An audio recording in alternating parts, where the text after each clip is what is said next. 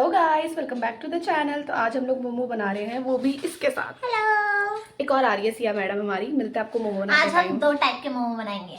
कौन कौन से आप बताइए, मुझे नहीं पता, मुझे नहीं पता। पनीर मोमो और वेज मोमो। फिलहाल हमने कम आंच पे इसे पकने के लिए रख दिया है। ये चटनी के लिए बना रहे हैं, तो सिया के आने से पहले हम चटनी बना लेते हैं। इसे ढक देते हैं।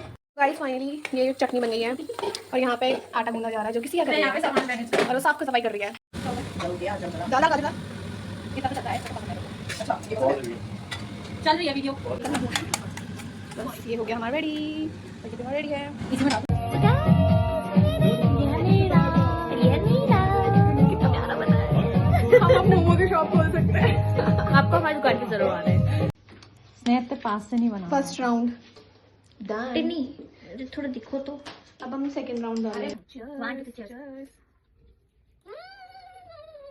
सो गुड, मजा आ गया। Very good. ये कम स्पाइसी और मैं ज्यादा स्पाइसी वाला। Very nice. मुझे तो पता नहीं अच्छा था ना, बहुत अच्छा है।